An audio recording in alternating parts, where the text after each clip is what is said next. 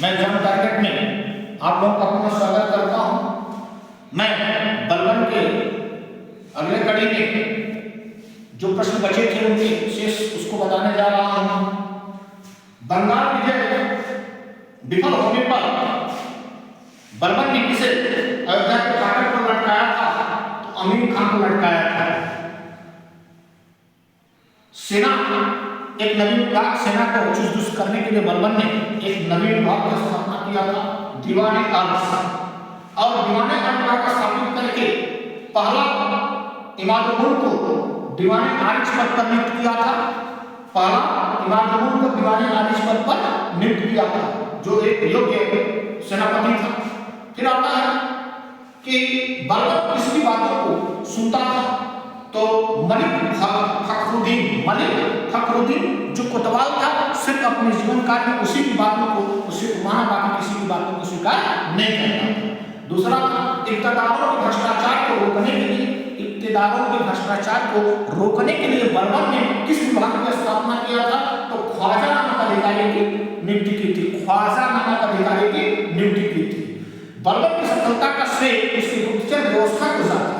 इसके लिए उसने वरीद मुमालिक विभाग बनाया था। वरीद मुमालिक जिसके अधिकारी को वरीद कहा जाता है, जिसके सूचनाओं के माध्यम से पूरे शासन सत्ता को चुस्त दुरुस्त करके रखा था, नियंत्रित रखा था, निरंतर सत्ता स्थापित किया था।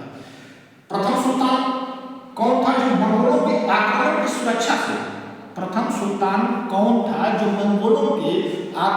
सुरक्षा से आक्रमण से सुरक्षा के लिए एक निश्चित योजना बनाई सल्तनत काल में? तो निश्चित योजना बलवन ने बनाई थी।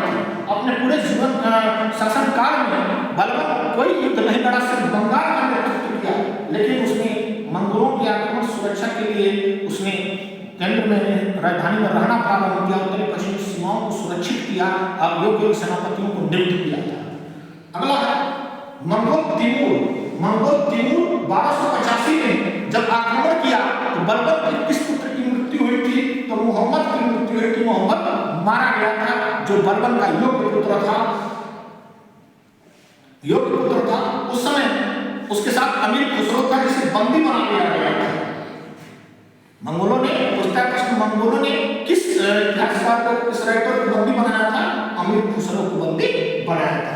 नेक्स्ट प्रश्न है शाहजहां मोहम्मद को मरने के बाद कौन सी उपाधि दी गई थी? तो शहीद आजम की उपाधि दी गई थी। नेक्स्ट प्रश्न है अमीर खुसरो और अमीर हसन किसके संरक्षण में साहित्यिक जीवन प्रारंभ किए थे? तो मोहम्मद के संरक्षण में ही साहित्यिक जीवन प्रारंभ किए थे। कौन? अमीर खुसरो और अमीर हसन। किसने शेख सादी को आमंत्रित किया था? तो शेख सादी को आमंत्रित किया था शाहजहां मोहम्मद ने, लेकिन अस्वस्थता के कारण वो आ नहीं सके थे। बलवन अपना उत्तराधिकारी किसे बनाया था? तो कै खुसरो को उत्तराधिकारी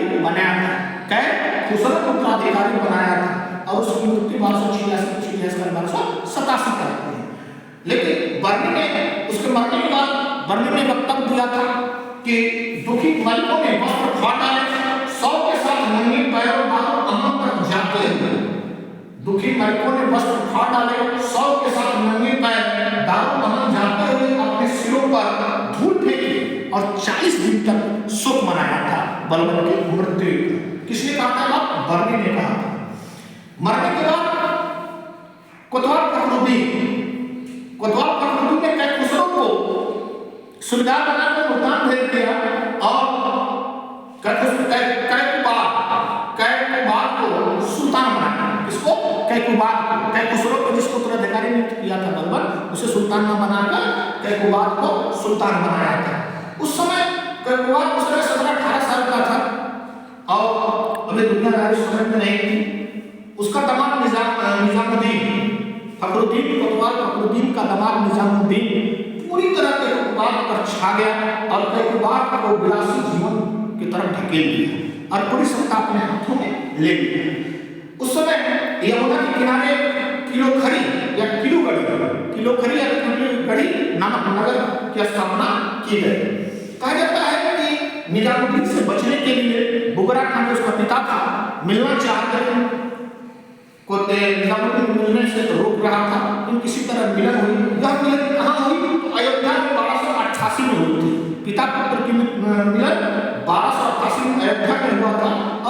जब बुकरा खान ने इकबाल से कहा था कि निजामुद्दीन से हो सके तो छुटकारा ले लीजिए और विलासिता का जीवन त्याग कर सुल्तान बनने का प्रयास कीजिए। तुरंत पिता की बात मानता है, लेकिन इसी बीच कुछ ही समय बाद उसको खालिद मार देता है। उस समय खिलजी सरदारों ने विरोध किया और दरबार में षड्यंत्र चलने लगा। अंत में क्यूमर्स को गद्दी पर बैठाया गया, जिसमें 3 वर्ष का था।